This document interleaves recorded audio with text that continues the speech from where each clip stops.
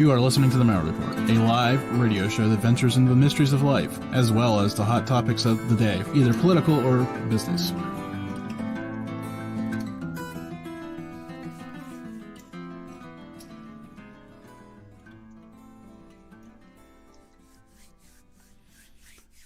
want to welcome everybody to this evening's Malliard Report. I keep saying I'm going to quit saying that, and after 10 years, I'm pretty sure it's just going to be part of what it is. I want to welcome David Strausser to the show. David, how are you doing tonight? Oh, I'm doing wonderful. Thank you so much for having me here, man. First and foremost, if anybody sees me doing anything weird with my hands, it's because I've got a candle on the desk and I'm trying to get warm. It's a robust, 18 degrees outside. And while the window is insulated for sound, you'd think it insulated for heat, but I'm not quite sure it's working tonight. So, David is the host of the Shark Bite podcast, which I had the pleasure of being on before. I was going to say how long ago, and then it seems like I was going to say a few weeks ago, and then I realized... It seems like forever right now, doesn't it? Yeah, I was going to say, at one point I was thinking a few weeks ago, and then I was like, oh, that was a couple months ago, and then I'm like, I'm just going to say I was a guest before, because I honestly don't remember how long ago that was. Yeah, I think it was maybe September-ish. I mean, you were in the first 30 episodes. Now I'm up to about 60. Okay, so people would have to dig back a little bit, but we'll get it linked in my podcast notes. Season one, yep. Okay, so you do the season thing. So now I'll tell you, I'll be honest. Season things for a midstream development because in the history of my show, I've never done any of them. So how many episodes are you putting in a season? Yeah. How many did you put in that first season? Oh, sorry. Yeah, you had cut out there. So I had 50 episodes in the first season, and I ran it all the way up to Christmas Eve. Took, I think, a week off with the holidays, and then launched the first week in January. I think it was January 4th with season 2. And, that was one of the biggest, hardest things. Where am I going to cut it off for the seasons and stuff like that? And I still don't really have that all figured out. I am kind of just doing it on the whim. I was going to say, I just run them. I thought about going through and put the years back into seasons and whatever. And then I'm like, you know what that sounds like? Work. Yeah. Well, that's one of the reasons why I decided to do it.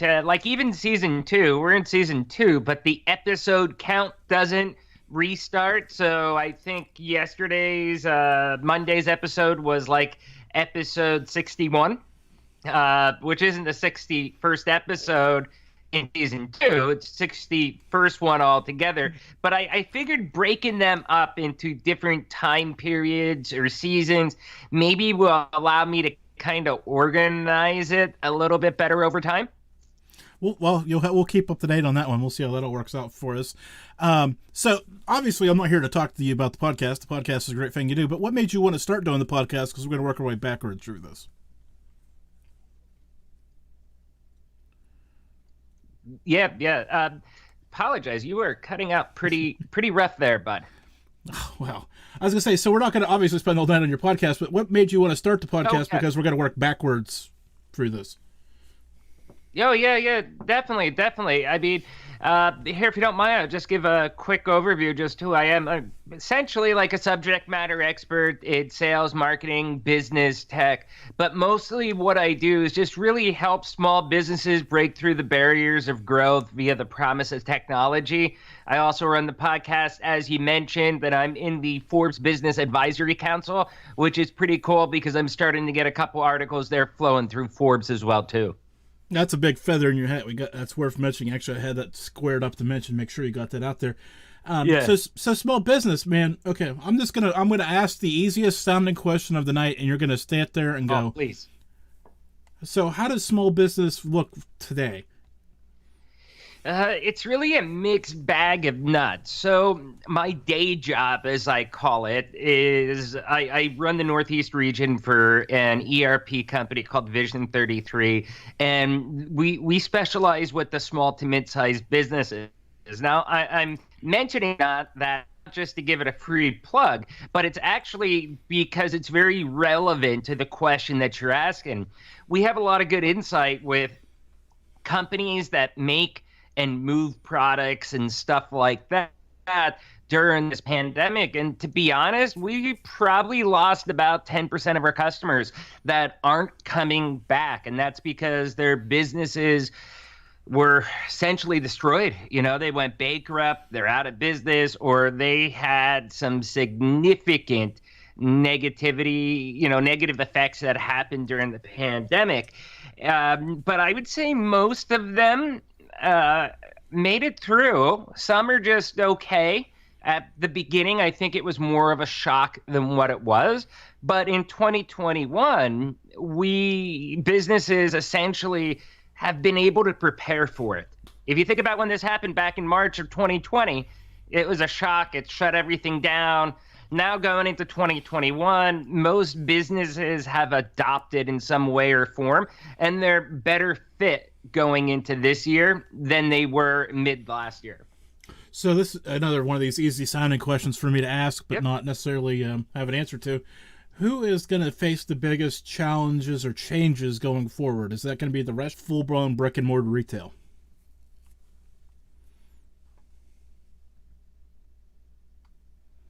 See, restaurant industry is tough. They're in a very, very tough predicament. And one of the things is, I don't know if you are, Jim, but people are pretty cheap with food. When you go out to eat, you try to do it on a budget, and you're only probably willing to pay X amount of dollars per plate of food. And that's kind of the type of restaurants that you'll go to. Well, the restaurant industry, because of that, they're notorious for having very low margins. And with how this pandemic has hit, it's, on a lot of them. Now, some of them, already, and the ones that are successful are the ones that really digitally transformed, I guess you could say, to where they are embracing the technologies of Uber Eats, DoorDash, Grubhub, stuff like that. And, the ones that didn't are the ones that really did not embrace that technology, because it's a fact. Those restaurants, they didn't need them before the pandemic. In fact, the guy that we had on from out in Southern California, he was telling me that before the pandemic, he had a beef. He hated when food up. He had no control over the quality, and they stopped it. Now, realizing what it was, he had to make a quick pivot, man, and he had to, kind of put the ego down there and just figure out how to do things a little bit of a different way, as far as how they package their food, how it's sent, stuff like that, so that way they could still give optimal quality of the food that they could be happy with by going through these third-party tech companies. Yeah, I was going to say that's the biggest change I think we're going to see is, I think people that weren't consumers online beforehand are going to be now. I don't know what the number is now, but it's got to be a lot higher than it was a year ago. Oh yeah, definitely. And if you think for 1 second, like a minute ago, I was telling you that I work with a lot of companies that make or move products. Okay, that's really the core of what we do. I have two stories I could kind of tell that are both really quick, but anybody that knows me in person knows that. You might see me with a nice suit and a tie on, but underneath that, I roll up the sleeves. I got like rock bracelets on and stuff like that. I'm really the rebel when it comes down to it. And one of my favorite companies is this company called Strung, Strung, and they're in this band called Blame Shift. They came out with these bracelets. They really, really, really counted on live events, concerts, shows, stuff like that in order to sell their bracelets. So once this happened, they had to shift and do a digital first business strategy.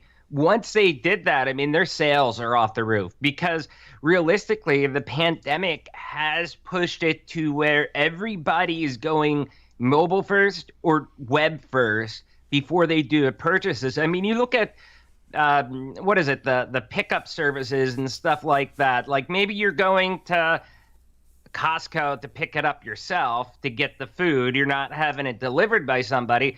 Chances are you're still doing the checkout on samsclub.com on their website, and then you're going there to pick it up. Things like that, people weren't using as frequent as you think they were before the pandemic, but it really changed the game. It pushed people over to actually adopt and get used to this tech.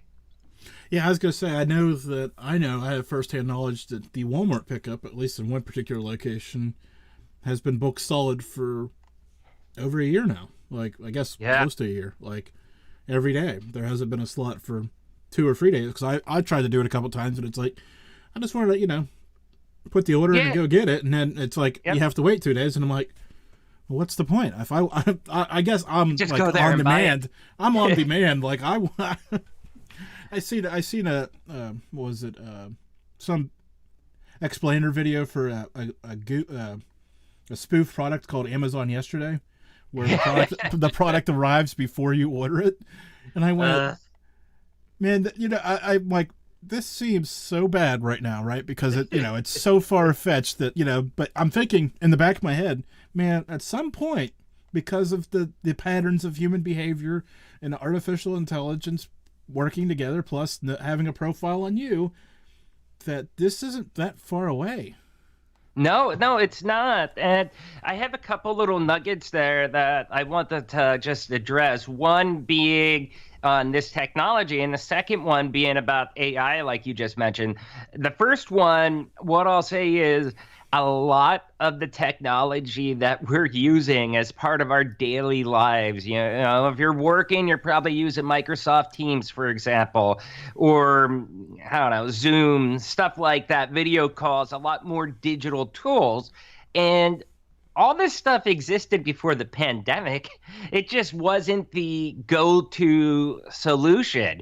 Now, because everybody's using it, it's kind of cool. They got some more rapid development, and it really made these products evolve over the last year. But all this technology that we've had, I'd say maybe 95% of it was around pre-pandemic. We just weren't taking advantage of it. I know you were dumbfounded this afternoon when we were putting this together that I don't use Zoom. Like,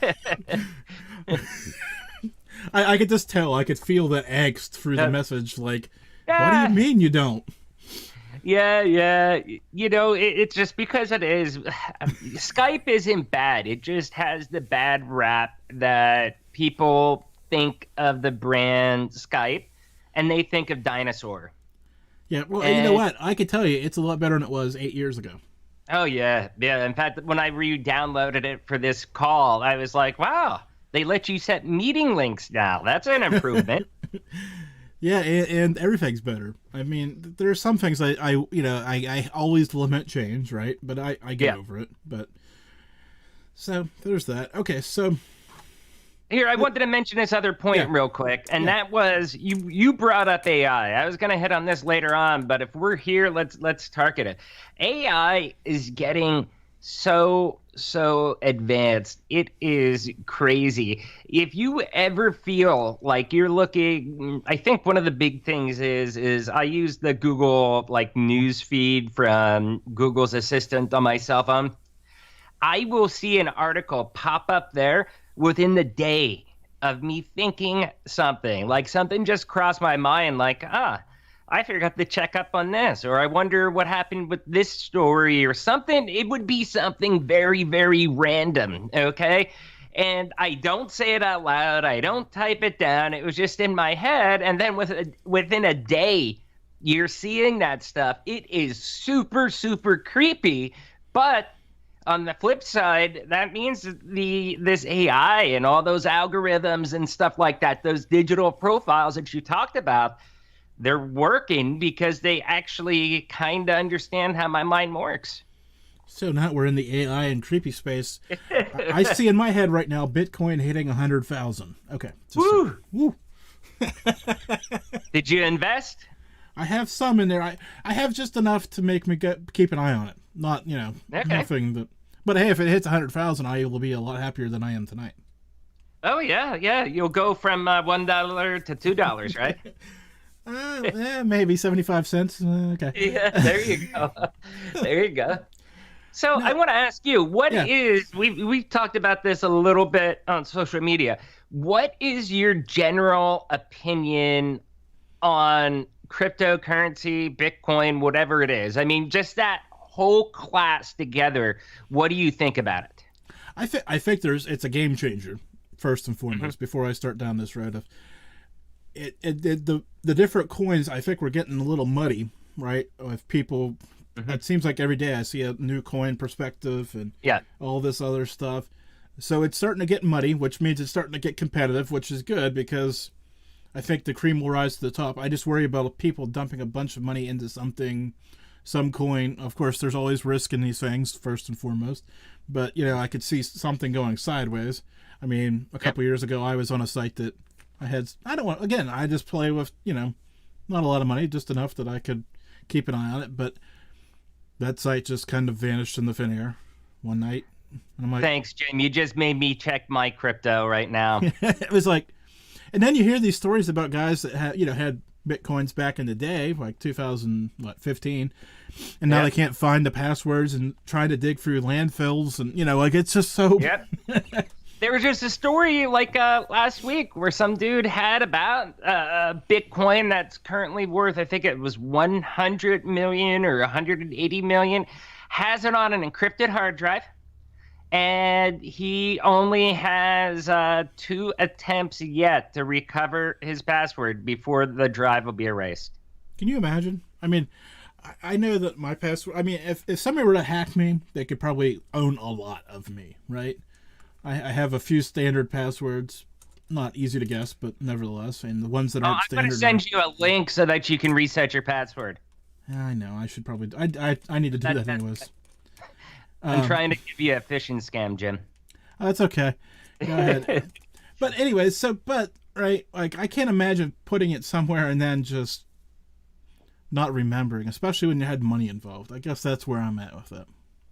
Yeah, and it's tough, and that's one of the things we were going back and forth. You've obviously have seen that I'm on the Dogecoin train, and that's the one thing I think Doge does kind of have over something like Bitcoin, and that is that there is an unlimited supply. I mean, it's not like it's all available right now. My understanding is that it gets released slowly in the future, like X amount as it gets mined or whatever.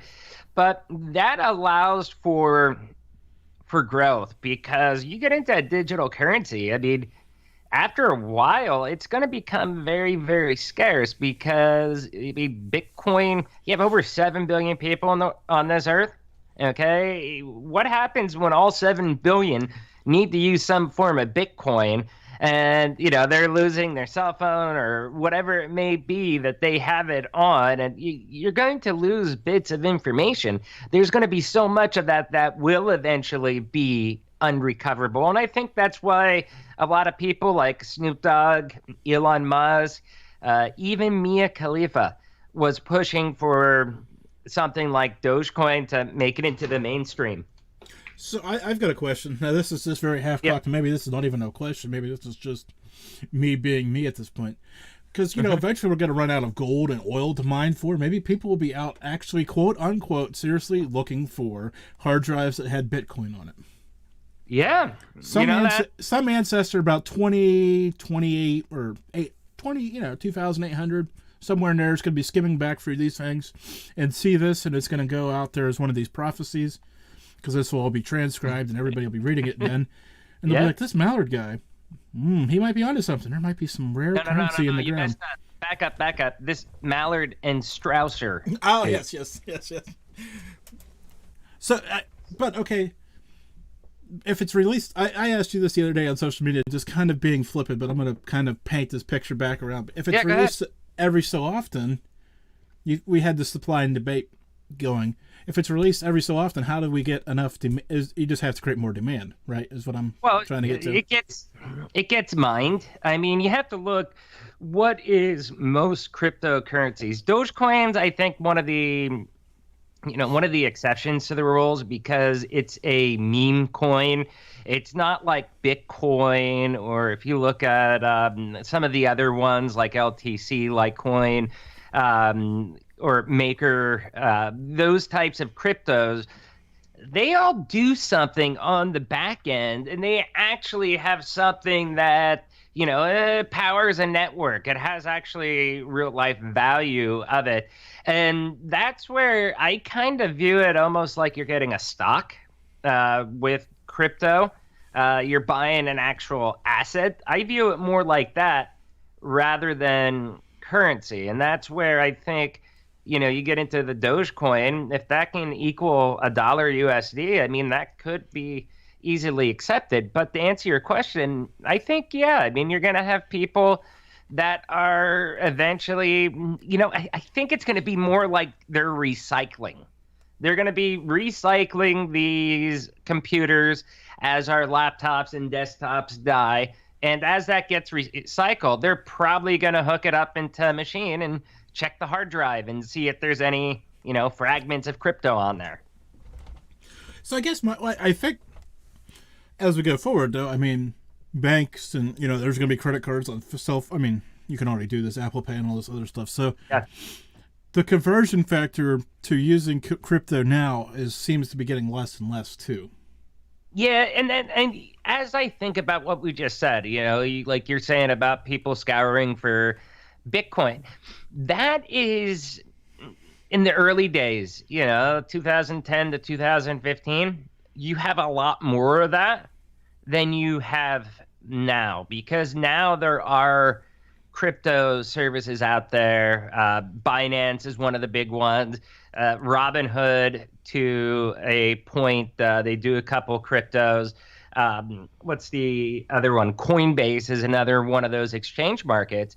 So because of that, instead of having all those physical things on your computer with the wallets and stuff like that were complicated, it is now very, very easy to do, to where all you need is your username and password. You log in, it's all in the cloud. To the ultimate point, though, if that's hacked, you have nothing. Yeah, you have nothing. And unfortunately, I mean, that is something that's very, very risky. Now, I am not a financial advisor, so don't buy crypto just because I like it. But one thing I would say is, because I am a tech advisor, and that is, you should definitely take advantage of any of those accounts, especially with crypto, because crypto is less protected than other types of assets as far as either cash in an account, stocks, savings, bonds, stuff like that. You have the least amount of protection with crypto because of its kind of like quasi-legal stake globally.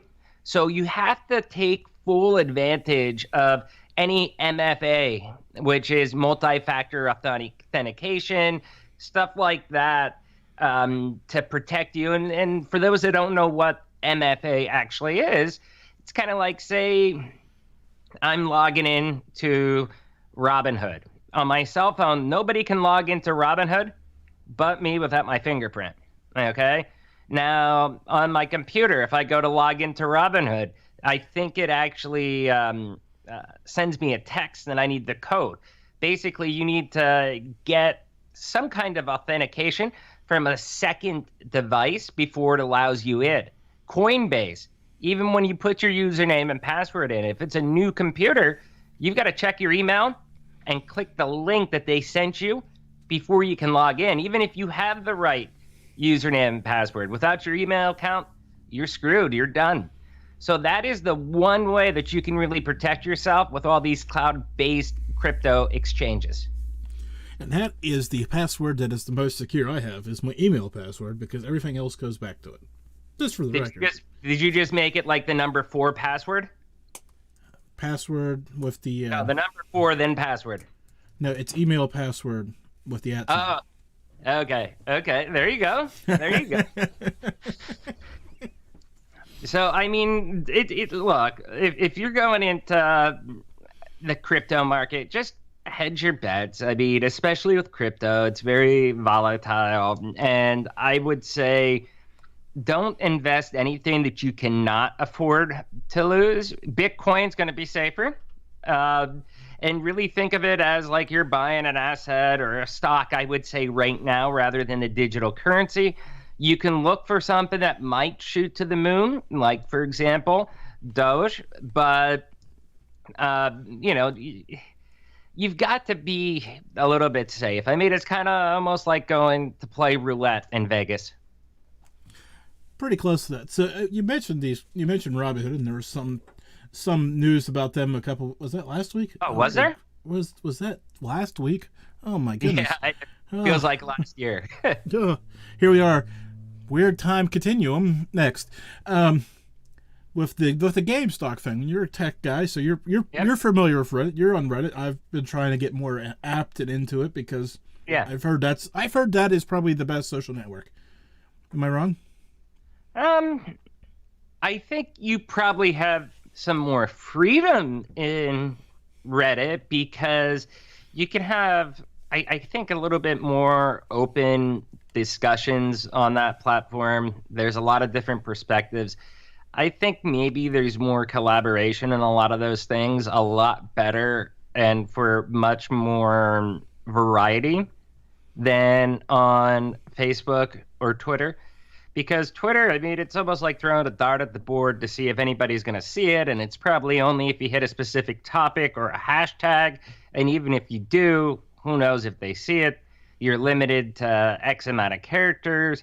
And Reddit, I mean, you're searching for a topic or whatever, and anybody can really see it. I think it's easier to be able to find people to engage in discussions on certain topics through Reddit more deeply than other platforms.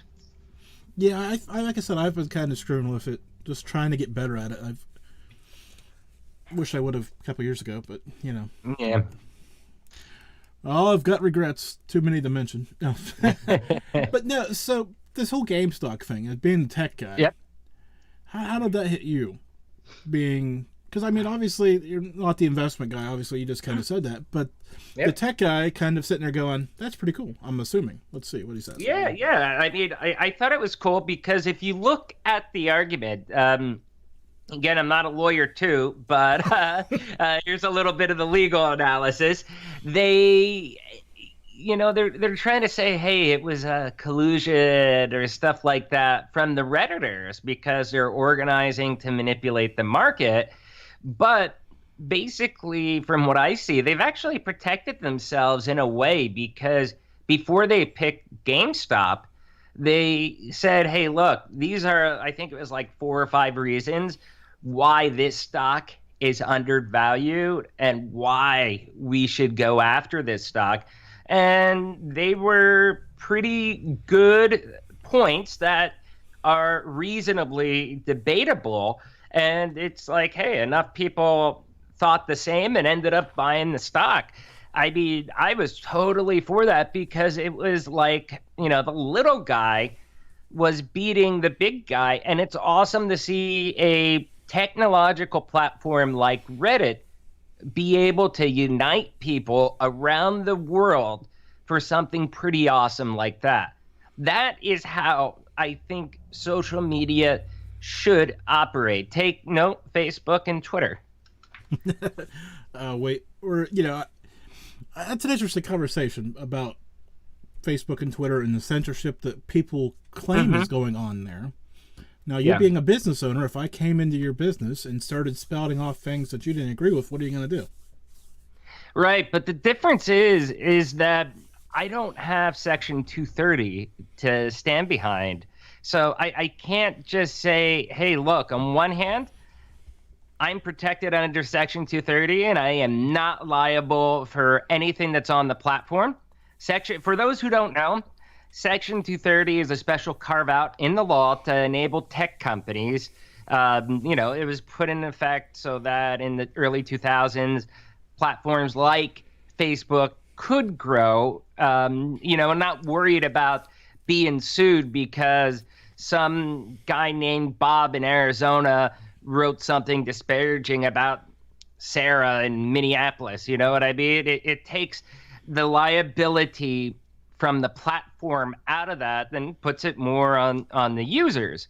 And that's where, again, it says if they're a platform, not a publisher, there's a pretty clear distinction in that law.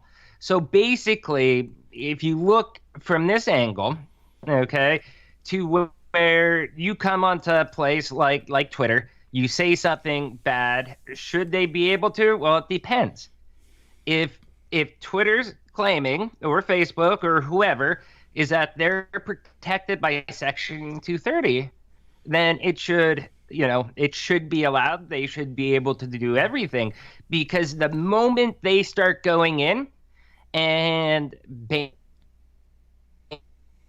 restricting the speech, they no longer, unless it's illegal, there's an exception. Like if you say, hey, I'm going to go off somebody, that's illegal. So yeah, that is something they're able to allow to remove. But anything else, it's, you're not no longer a platform. You're actually editing and curating the content.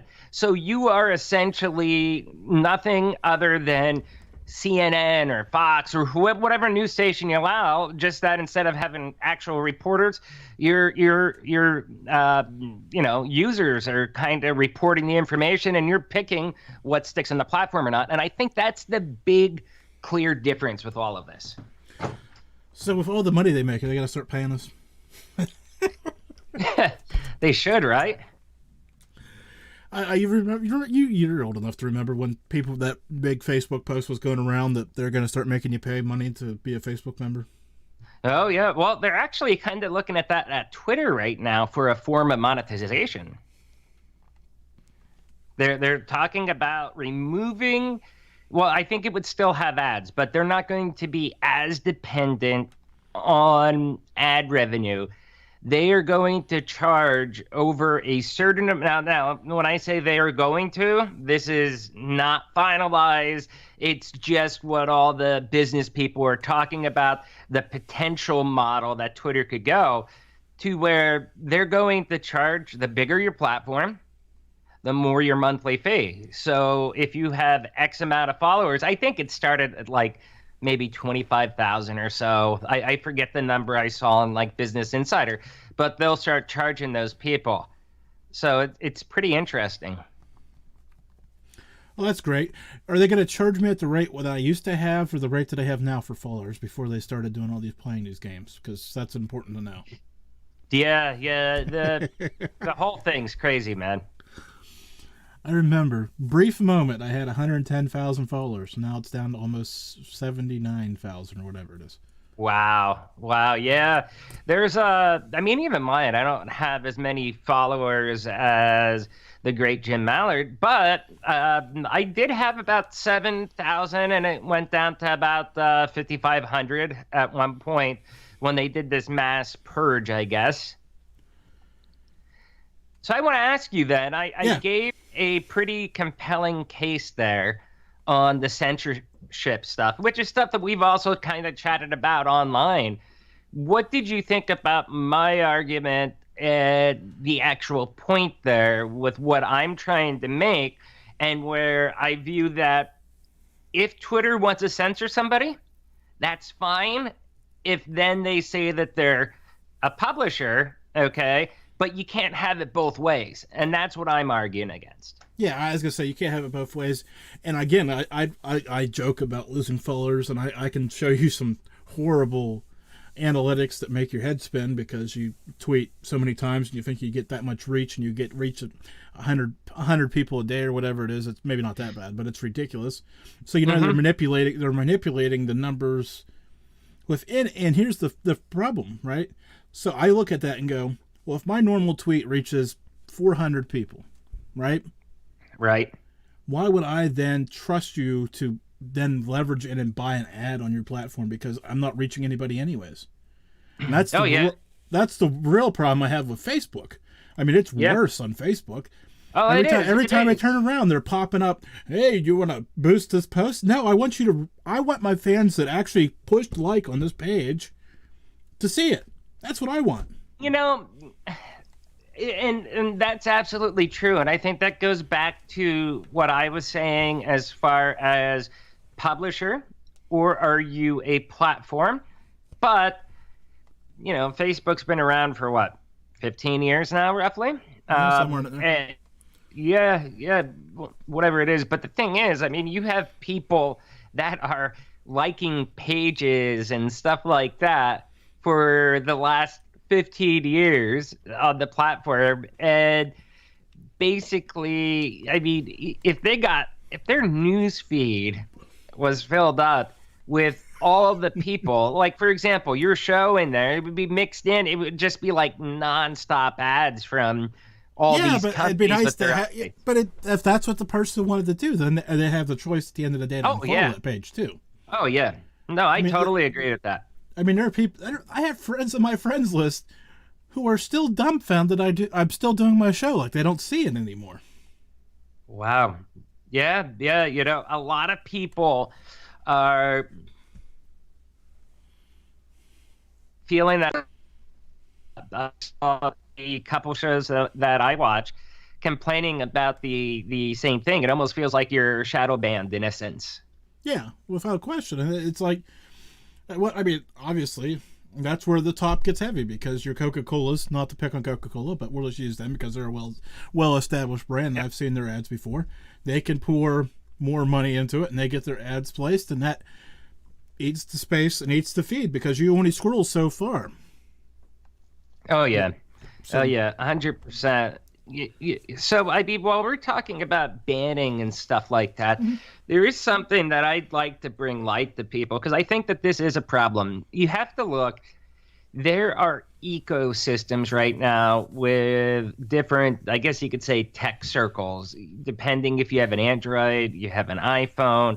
You could be all in on the Apple ecosystem. You could be all in on the Google ecosystem or Microsoft or whatever it may be out there. And I just heard a very, very sad story I've been following for the last 2 days about, it's about this developer that ended up losing their Google account completely. And it's so sad because it's not a anomaly. It's actually something that happens very frequently, and it kind of makes me freak out being a techie, being a business person. Like, these accounts get suspended for no reason, and many people have had these accounts for 10 plus years.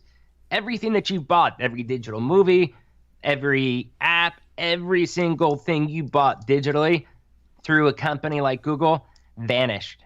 No way to appeal it or anything. How crazy is that? How dangerous is that too?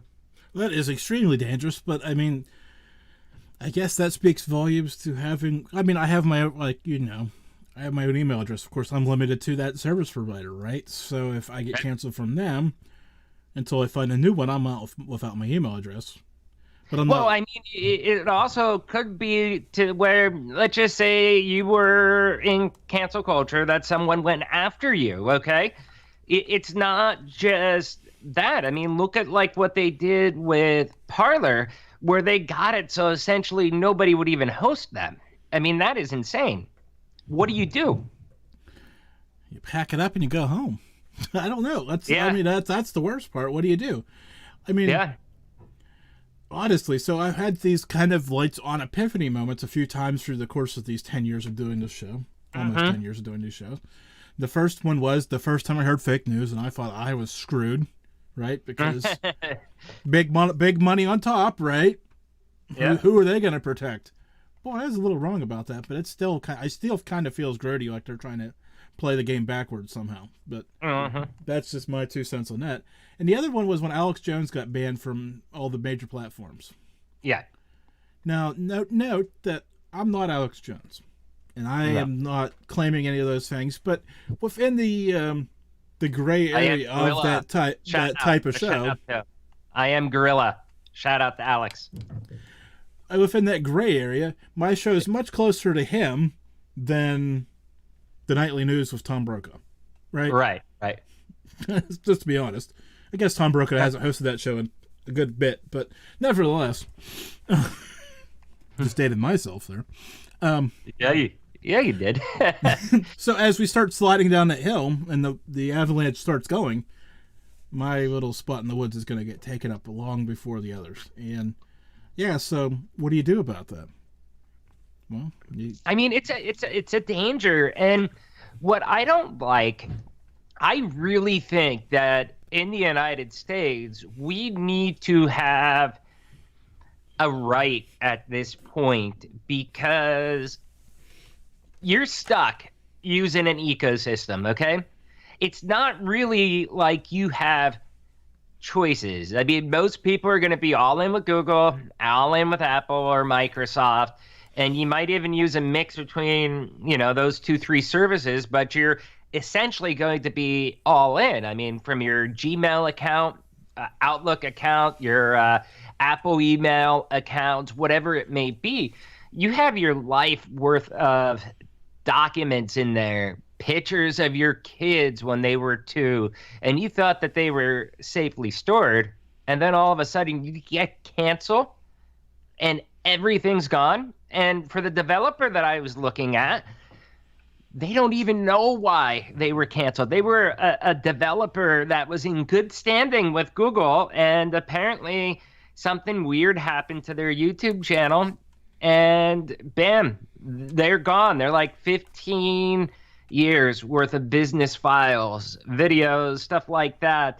are legit, and they're even working on a game for Google Stadia right now. This is terrifying. It should be for anybody. Yeah, I've always wondered about the just random, drop of service. Just, technology. I mean, let's be honest, right? Nothing's bulletproof. Right. Put it in the cloud. I mean, it could rain.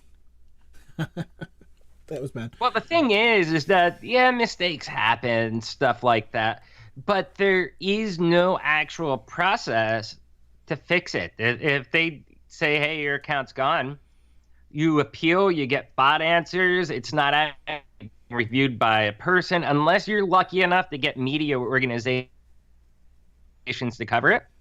You have nothing, and there's no way to retrieve any of those, items in there that could have a lot of sentimental value to somebody.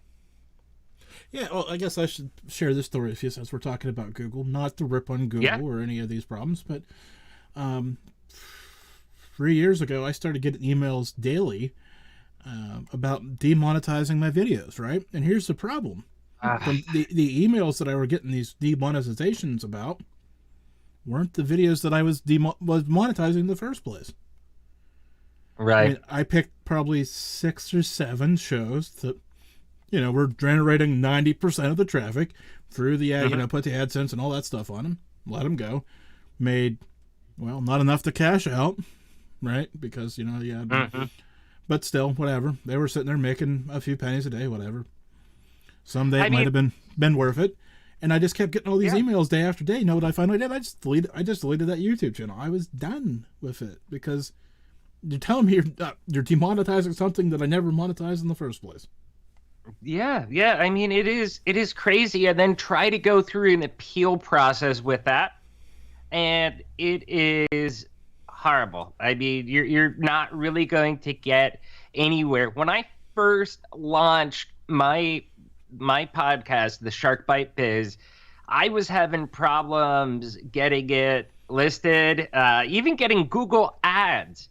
And the reason is because they were trying to say that I'm fake news talking about COVID. And I'm like, dudes, I'm not actually reporting on COVID. I'm not actually reporting on the pandemic. I am talking to business owners and how they dealt with the pandemic. And eventually I did get hold of somebody. You know why? Because it was for Google ads. And obviously that's their bread and butter. But if it was through any of the other Google services for that, I don't know if I ever would have got whitelisted. Oh, here's the other fun story. Pandora started taking podcasts, 2 years ago, I guess it was, right? Yeah. I submitted probably day 2 after I seen the announcement because I listen to music on Pandora, so hello, right? I have never been approved, and every time I try to submit again, I get a denial. Wow. Well, I mean, I don't know if this will make you feel better or not, but if you want, you should probably shoot out the link to the Shark Bite Biz Pandora station. That was a joke. Is that gonna help? No. It'll help me. But yeah, the whole thing here, I mean, it is just kind of crazy how much control that they literally have over our lives, and I'm not a big fan of it, but there's no other alternative. And that's where I'm somebody that's for no regulation, things like that. I don't view this as being a regulation. I would view it more as a right that we would get as Americans here in the US, that there's a formal appeals process or some way to retrieve their data that's on that cloud service and not have it, just deleted and you lose everything. That is one piece of legislation I'd go for. At least a notice of why it was shut off and access to that point. If it doesn't let you post anymore or whatever, I could be on board with that. Right. But even with download it or whatever, there has to be the thing is that there is no standard right now. We do not have a Bill of Rights for the digital age, and we do need to assure that we get some rights here during this time period, because things are probably just going to get worse. I think that we're way down on the slippery slope. So we've kind of been beaten pretty hard here. So let's turn this around a little. Well, maybe. Yeah. Maybe. Touching the brakes. Think it's good. I'm touching the brakes on this because I started down this road of turning it around, but. Oh yeah. Let's try. I want to talk to you about growth of a small business. How do people get into that? I want to say growth mindset, because I know that kind of the thing buzzwords. How do we? Oh yeah. I mean, it's mid-February, 2021. Yep. I mean, the COVID kind of looks like we're starting to see some light. So how do we turn this around for people? Yeah. It really comes down to digital transformation. I'll give you 3 buzzwords that everybody knows: digital transformation, AI, artificial intelligence, and BI, business intelligence. Now, digital transformation means a lot of things to a lot of people, and every person can have a definition. Every company can have their own specific definition. So I could tell you what mine is, and it is essentially process flow automation, okay? And this is what's really going to help many, many companies to grow by using that digital mindset, because it allows you to operate at a much lower expense, okay? So think about, I don't know, maybe you're using Excel, QuickBooks Enterprise, maybe another system. They're all in data silos, and you're actually paying somebody to fill in all that stuff, fix all the errors, stuff. That's a lot of overhead, even if it's just one person working, 20 hours a week on doing that stuff. Okay, you get in there and you end up doing the rolling out a new system that's going to allow you to get that automation. It takes out all that nitty-gritty work that's probably driving your employees nuts, and it allows them to actually focus on revenue driving activities.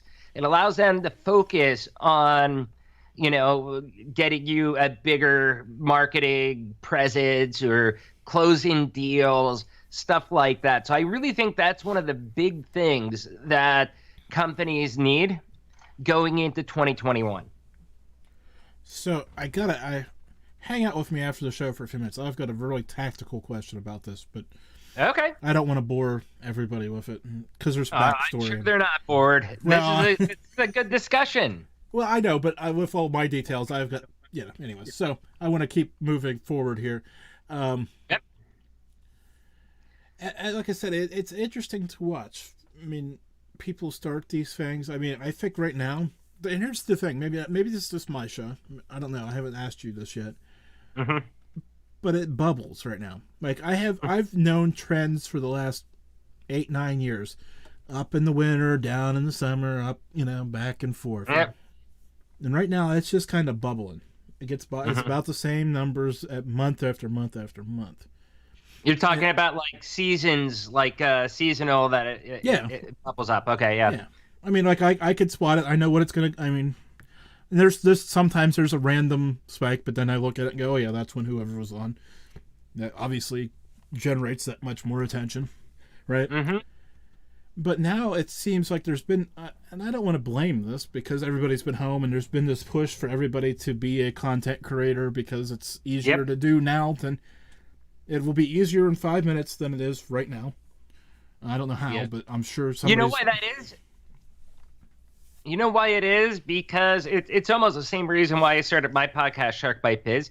You can't go out and network. You can't go out to events. You're not able to grow your network and meet new people outside of your daily course of life.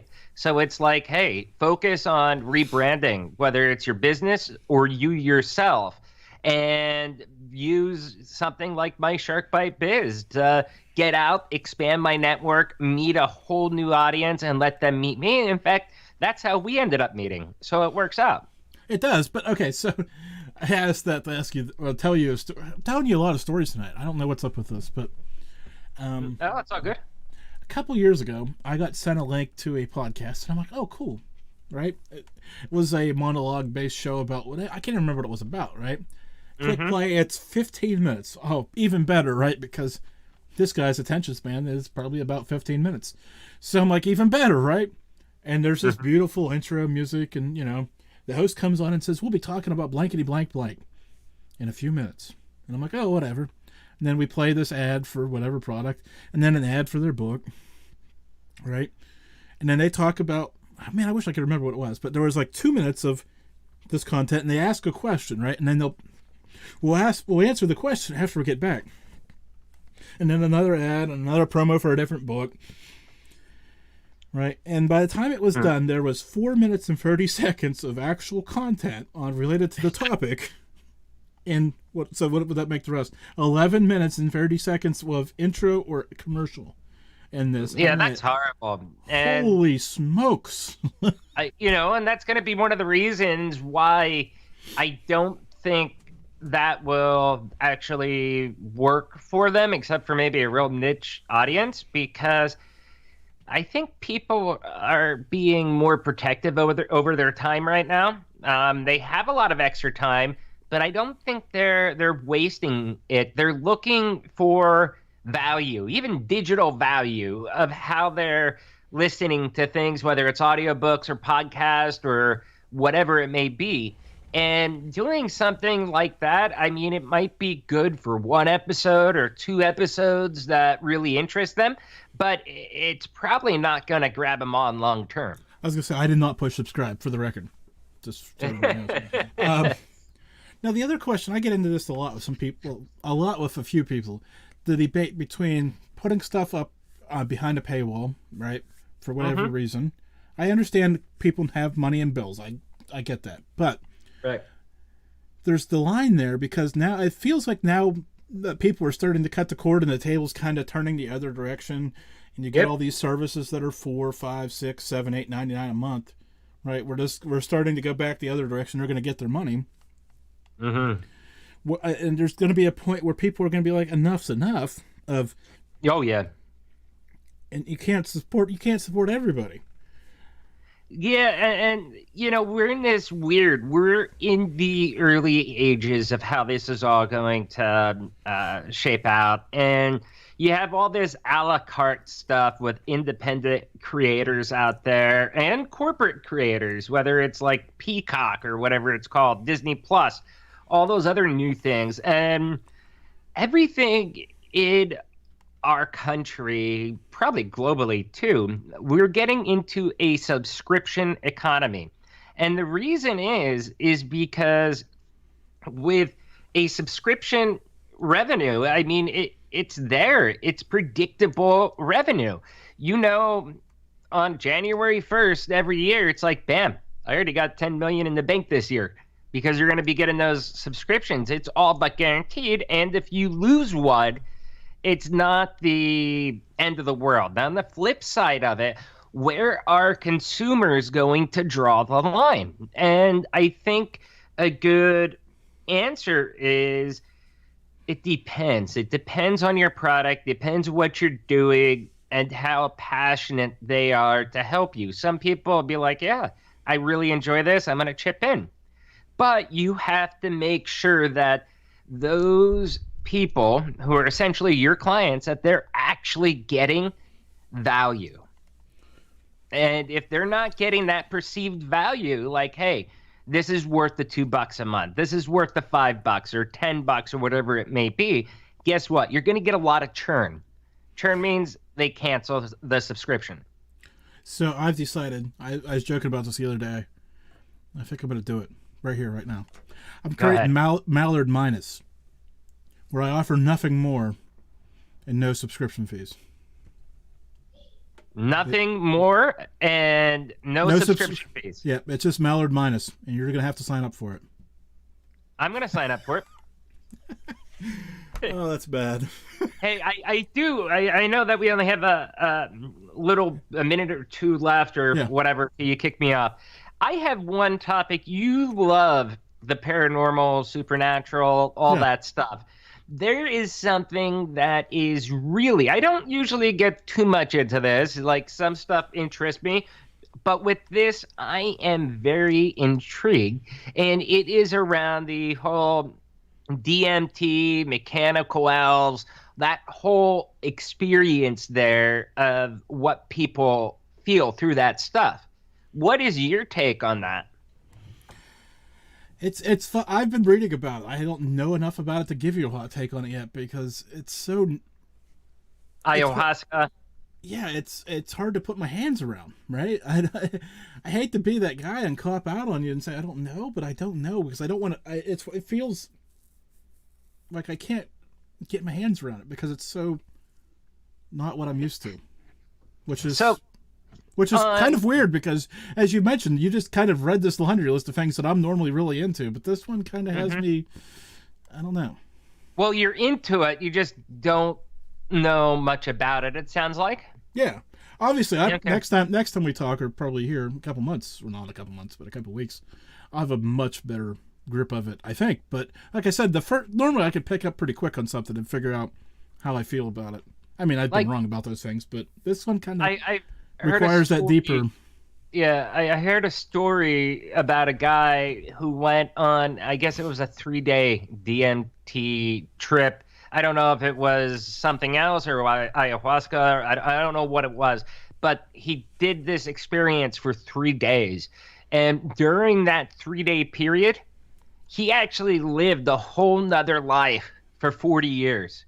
And stuff like that, it blows my mind. That's what I'm saying. Like, I don't know. I mean, like, I've heard of people getting high on whatever, you know, like, I can follow all that. But there's a different layer here, which just doesn't. It brings up things like simulation theory, you know, are we in a simulation? And it opens up that whole door because it's like, if we're in simulation, then it looks like God does exist because he's the one that's controlling us. So wait, hold on. Save that for the next show. I've got 10 seconds left. Who's your favorite band of all time? Aerosmith. David, thank you for joining me tonight, man. Thank you for having me, man.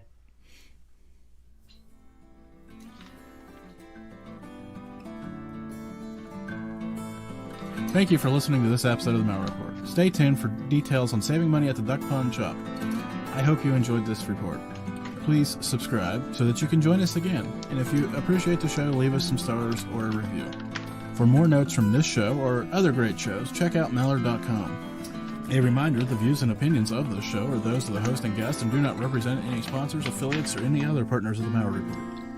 Now for your money-saving tip. Promo code Malliard at checkout of duckpondshop.com, where you can get your t-shirt, coffee mug, and other great products. That's promo code Malliard at checkout of duckpondshop.com. Until next week, Stay safe and keep quiet.